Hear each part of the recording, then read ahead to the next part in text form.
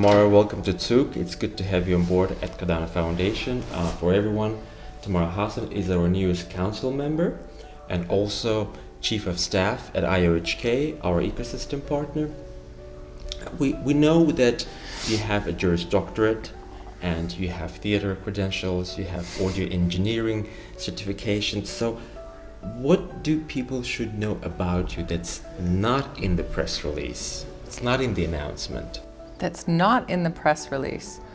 Did you put that in the press release, that I was an audio engineer as well? Okay. Yes. So something about me that's not there. Well, I was also in theater. I don't know if people know that as well. I studied acting for a little while.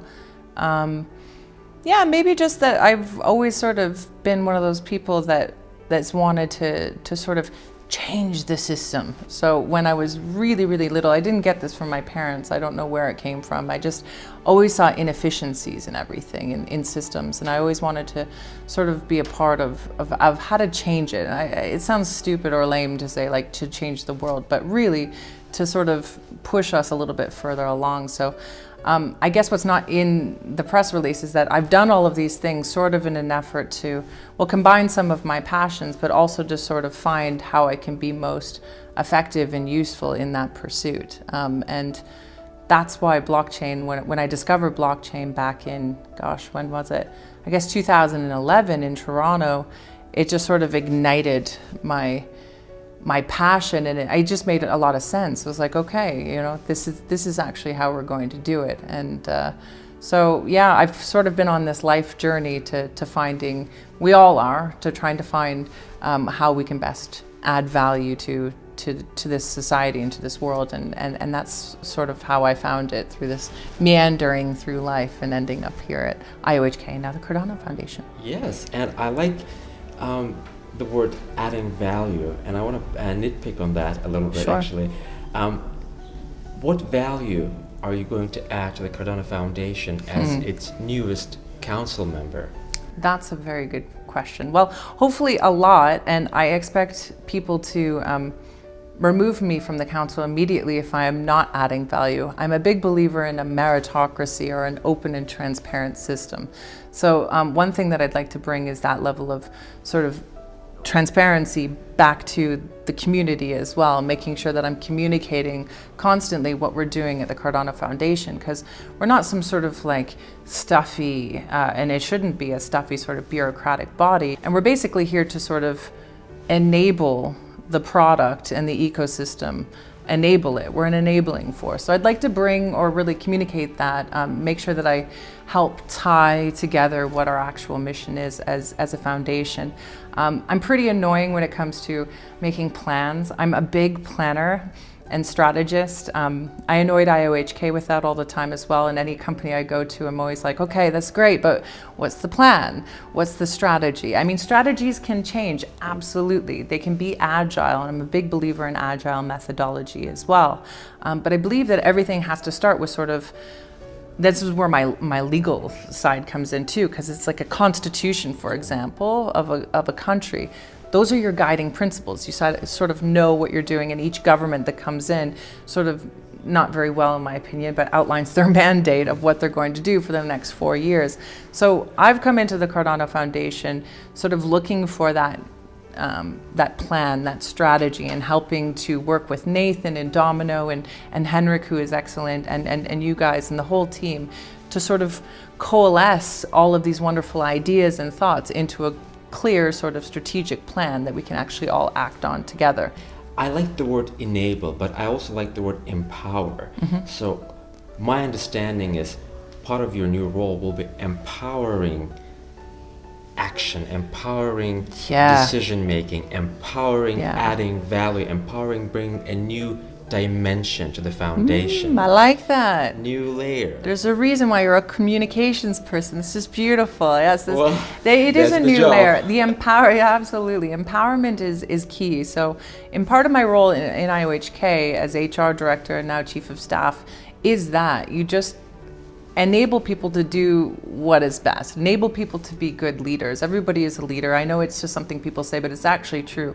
We're all leaders. We're all in the same level as well. I truly believe that. Even in IOHK, I mean, Charles is sort of on a different level than all of us, but he's still, you know, the CEO is still just equally as important as, you know, my performance and management analysts, and just as important as my director of engineering to an actual engineer, right? So empowering people just to work together, to collaborate, and to get that sort of like team structure and cohesion going is something that I just love to do. It's amazing, and I think I'm pretty decent at it because I'm a pretty open, honest person, and I see the best in people.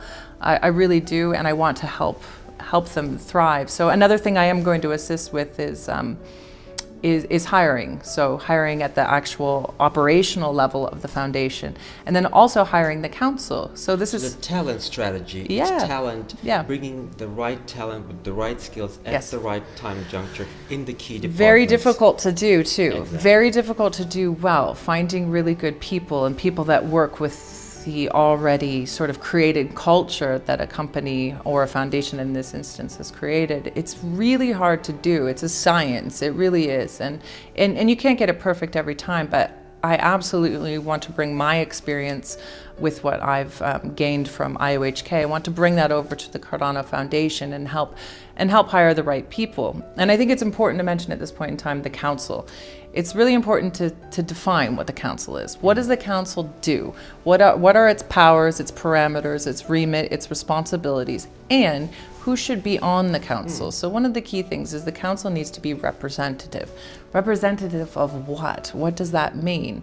So I think that we need to work on the strategy first to figure out exactly where we're going, and then we can put onto the council the right sort of skill set and people. So I see the council more as advisors, right? So if you're in a company, you have this network of advisors. So for example, one person I was thinking of bringing onto the council is somebody obviously in the open source world, somebody that can add value into our ecosystem and help sort of, you know, just advise, bring their experience and level of expertise there. Obviously, community representation is very important.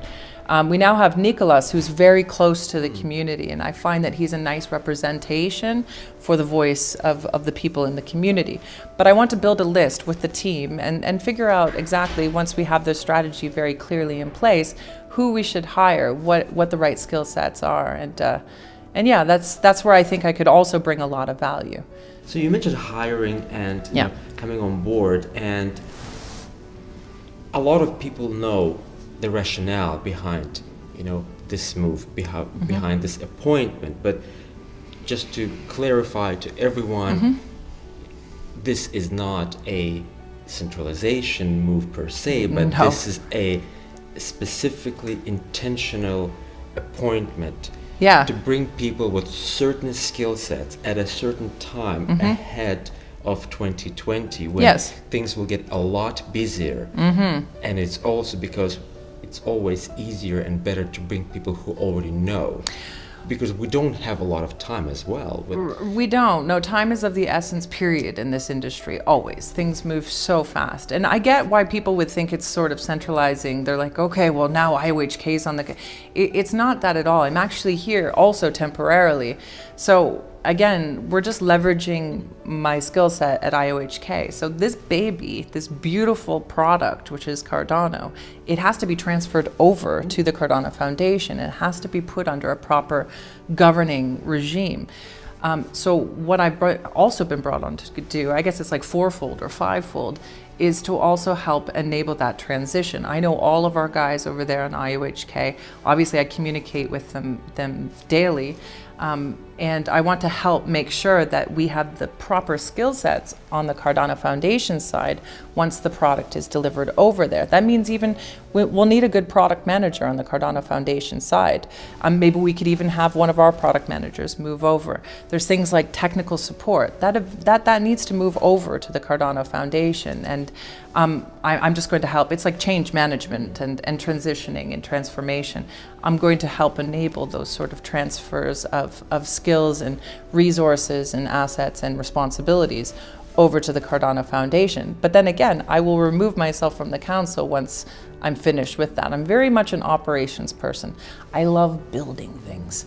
I just love coming in and building and help enabling, building, supporting things. And then once it's there and the infrastructure is there, then I can step away and let the professionals take over. As you mentioned, transfer of Cardano, Yeah. and I think community will appreciate that we're putting so much efforts and so much work into ensuring the transition is smooth. Yes. And it's not just the technology itself, but the right skill set is Yeah. at the place at the right time. Sure.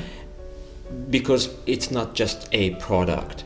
For us, it's a lot bigger than that. Yeah. We want to ensure that the sailing is smooth. Absolutely. As well. So, and I think a lot of people appreciate that. And you mentioned that building these companies and building, skill set is very difficult. Mm-hmm.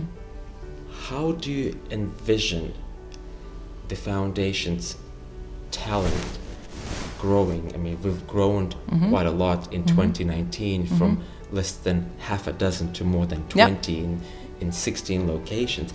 How do you envision it now with your skill set, with your talent on board? What's going to happen with team expansion in 2020?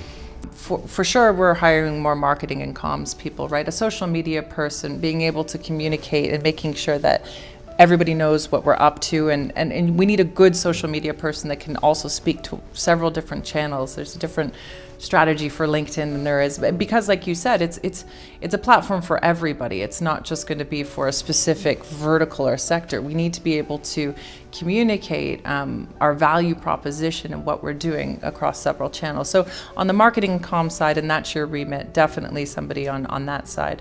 And then I see maybe even like a business intelligence person, somebody on the research side to build our research capacity and our business intelligence up. If you're armed with information, you have everything. So I never underestimate the power of a good BI person, and that's what you do with that information that really matters. I also see us hiring somebody on the commercial side. The foundation, it needs a strategy about how it's going to make money in the future. So I think a good commercial person is really key. Like I said, a product manager over there as well. So once the product becomes completely decentralized, you're still going to need someone with product knowledge on the Cardano Foundation side to help even package SIP proposals. So that's Cardano improvement proposals.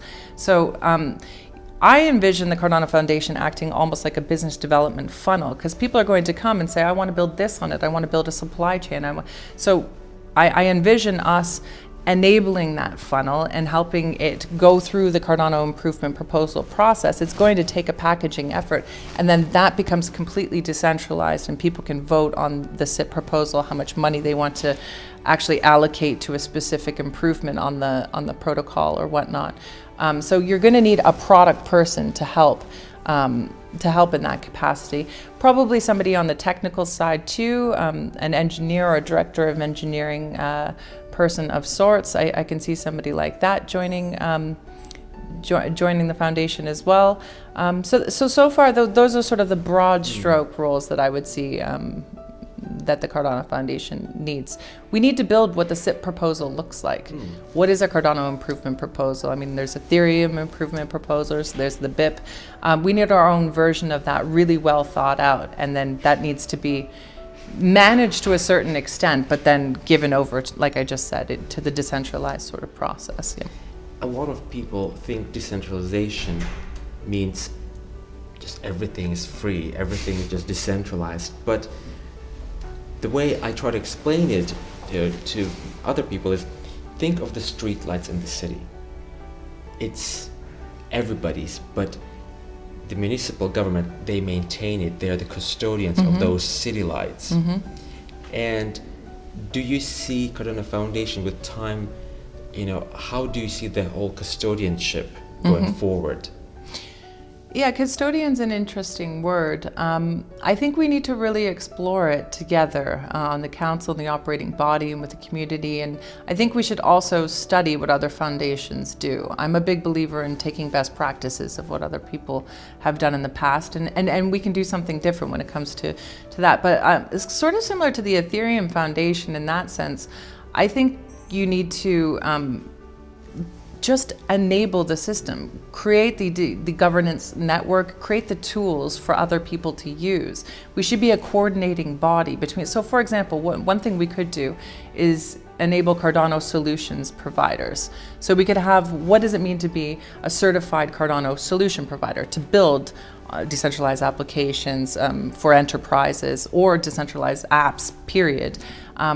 What does it mean to be a certified Cardano solutions provider? I think that the Cardano Foundation could step in and say, this is the criteria, here are some trusted providers, and then when business development opportunities come in or enterprise opportunities come in, the Cardano Foundation, in a very fair, open, non-conflicting way, can submit that to a process where these people can vote on or request or bid on different enterprise projects.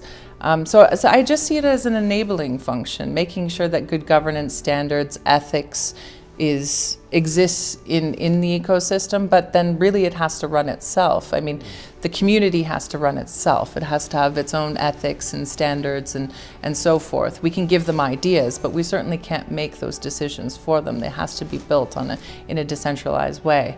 Holacracy is a really interesting model. I know a lot of companies have flirted with the idea of a holacracy. I think Blinklist actually even operates under a holacracy model. That could be something that we could think about when it comes to decision making for our community. We could present this as an option, as a governing structure or model for the community. Who knows? I mean, that's one thing. Also, I think that the foundation should enable a committee, a Cardano Improvement Proposal Committee. So it should be a body that enables other committees to come together and discuss important features or systems related to the Cardano product. But again, just a very enabling, and it has to be sort of a fiduciary sort of agent, making sure that the funds that are inside the Cardano Foundation are being directed in a very democratic and not conflicting and very beneficial way for the ecosystem.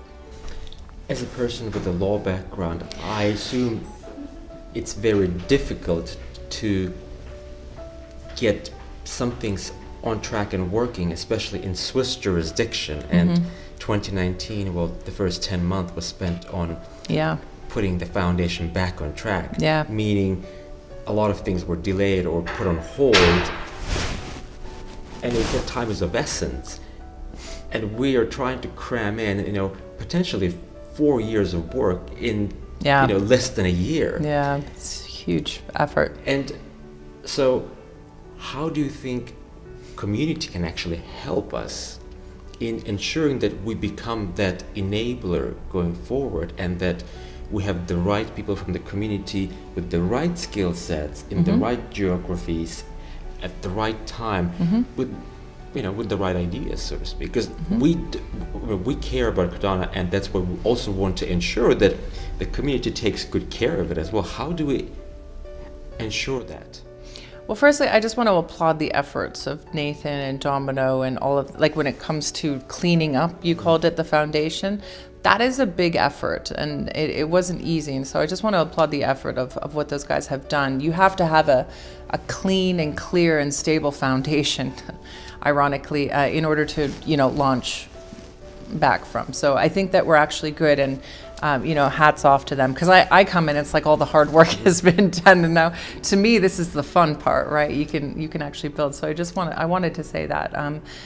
So how do we enable the community to be good community members, to arm them with the right information in order to perpetuate whatever vision that the Cardano Foundation has also come up with? Well, it's all about communication. Firstly, I love the ambassador network idea. I mean, I'm learning more and more about it. I'm getting more and more involved in the community now. So the ambassador network makes a lot of sense, and just making sure that we arm the ambassadors with the right information. Again, everything is information and communication. It's so hard to do, even a country, governing a country. It's very difficult to do. So just ensuring that we have those inflows and outflows of information channels and sharing content with them, constantly keeping them updated and making sure that they have the necessary support in order to be successful is key. So our ambassador program is key, because then they can help. It's a trickle effect. It's a ripple effect. They can help the other community members as well and keep everything on target. As far as tackling different markets, so now we've just hired a really good community lead, Casey. I actually helped recruit Casey, and I think he's going to do a damn good job. He's actually a veteran community guy. Like, he's been doing community since day one. So some people fall into community management, but this guy, he's been doing it since the beginning. I think he was like in the World of Warcraft world, like from the beginning as a community manager. Like, he's made it a proper profession. Also because it is a proper profession. It's actually one area of a business that is, I wouldn't say it's underrated, it's just not well known what a community can actually be for a business. It's like, it's an offshoot of it. It can have tentacles everywhere, and it can be, like, ambassadors is a good word, or envoys for you. So I think he's going to do a really good job. As far as expanding our community footprint, Africa is something you and I were talking about as well. So getting a good sense of, we already have an incredible network over there that we can really tap into with, IOHK. We trained 21 women as developers in Ethiopia. But John O'Connor is over there. He actually used to work for the community, and John is amazing. So John O'Connor has connected with all the people in Ethiopia and the ICE Addis people. So we're actually going to expand our network in Africa, and we'll hire more community managers there potentially, and then we'll start to really actually make a difference in Africa, because I think it's just an excellent place. It's such, and it's not like going into a country and just starting to dominate and putting your stamp all over. It really is similar to what we did in Ethiopia. It's enabling the people, empowering them. The skills and it's tools. Amazing. Yeah, like, these women are amazing. Like, we gave them the skills of Haskell development, and all of them, I interviewed all of them too, all 21, and they were so passionate about it and so smart. Like, people think, okay, well, Africa, maybe it's a bit, still behind in its development cycles, but it's like the people are sharp. They are so sharp. Maybe they don't have the infrastructure completely, but they're so smart and they're so sharp. So if you give them the tools to build their own future, beautiful. We've done our job. And that's what I think the Cardano Foundation should do. Talking of Africa, our recent trip to Mauritius, we've met with legislators, policymakers in that small island nation. And one of the things that we've been communicating is legislation is extremely important to ensure, to enable the blockchain, the blockchain complete era. How important is legislation and good governance in blockchain? And how long do you think, is it a one-off process that we have it, or do you think it's a constant review? It's constant, it's iterative. Well, the law is iterative and constantly changing. That's what I love about the law too. There's things I love and dislike about it. Sometimes it doesn't iterate fast enough. So obviously it's really important to have or understand the rules of engagement that you're operating in. I was never one of those like anarchists that, when I did start in the space, there was a lot of people like, oh, screw the government, and, let's just say, I just don't believe in that. I believe in compatible systems. I believe in having another option. This is what we're doing. We're just creating another option for people, and that's how we should go about it. And I also am a big believer in working with the governments and seeing how we can make them more compatible with our systems, and also how we can increase the level of efficiency in which they operate. For example, voting. This is full disclosure. I don't vote because I honestly work so much, or I'm usually traveling, that I never have time to actually vote. So e-voting systems on the blockchain is such a great use case. But of course, the legislation needs to catch up with things like that, and also the payments issue, the payments use case is probably one of the closest that really sort of rubs shoulders with legislation. But it's important that we teach the legislature. These, it's hard enough for us in the space to understand what's going on. So educating people that are, This it's is where the really partnerships come in. Yeah. We know we team up with Yes, others. yes. And we go You have to as divide and conquer, one man. voice Yes, to absolutely. the lawmakers and to write those policies. Exactly. Yeah, and there's a lot of, I love the Digital Chamber of Commerce. I have so much respect for those people. They've been around for a long time, as long as, I remember them from early days as well. And it's people like that I really respect, that I think that, or bodies or industries like that we should definitely partner with and just add to the conversation. Charles does it a lot too. Like, he's just really well versed in legislation and policy and whatnot anyway. So having people that really do understand it, and people like Nathan participating in these conversations, is absolutely critical. And like you said, yes, we do need to operate. We need to collaborate or cooperate. There's different levels. You can collaborate, you can cooperate, and so forth, or you can compete. I'm a bit of a, hippie that way. Competition is very important. Absolutely. I'm also, a proper capitalist in that way too. Sure, we have to compete. Iron sharpens iron. But I do think we should work together a little bit more, and I know a lot of people are, and I applaud, even Ethereum for working and joining all these different consortiums and stuff, and we need to do the same.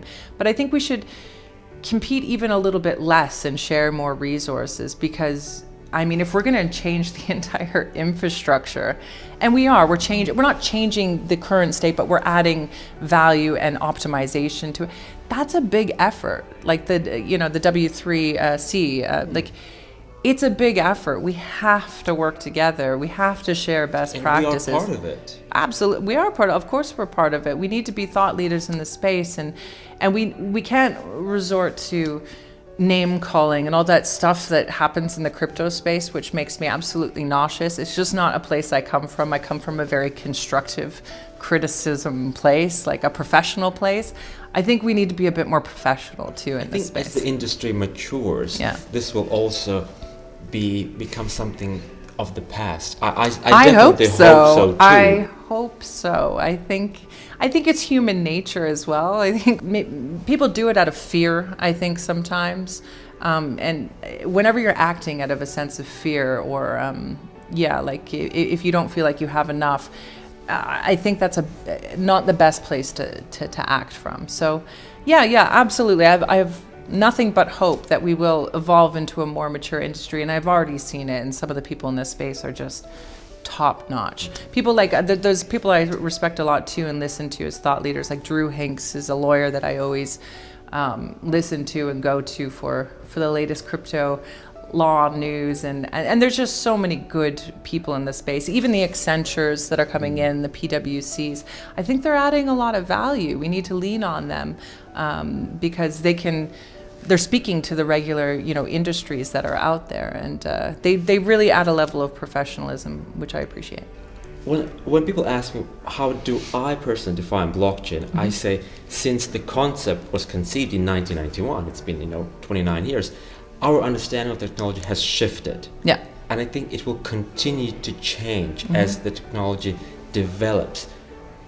But in essence, it's more than a technology. I love the word that you use, enable. I think it's becoming an enabling tool. And in some cases, maybe in emerging markets, a more of an empowering tool. Yes. And I think when we start to see blockchain as enablers and as empowerment tools instead of just a pure technology, maybe then the legislation will pick up pace and the collective mind will shift as well. That is very possible, and that's how, in my mind, that's how it should be, and the collective consciousness will come with it. We can't come at it combatively, like I keep saying. You have to come at it with collaboratively. I know it really does sound like kumbaya. We're all just going to play our guitars and be one family, but we kind of should do that. Like, we have everything now in this world. There is absolute abundance, and I know there's countries that really struggle with it, but we really do have all the information that we need now to do this. Like, it's time that we really actually do work together and build something great and just, live happier lives. I think everybody is just so stressed out about even just the way the system works. Okay, so I lived in Greece, Athens, Greece for a while, and man, And in Doha.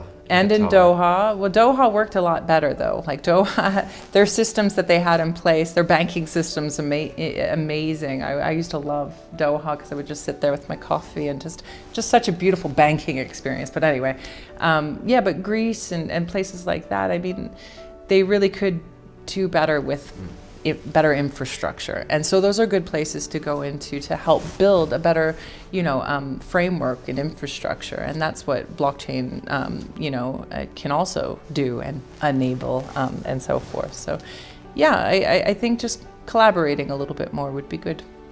Perfect. So this has been a very interesting conversation, and a lot of the times everybody wants it now, everybody wants everything. I want it right here, I want it right now. Yeah, I'm a little like that, yeah. But we also realize that I'm just kidding. that things take take time. time. And I think Yeah. patience, perseverance, Yeah. and commitment Yes. is absolute. And planning.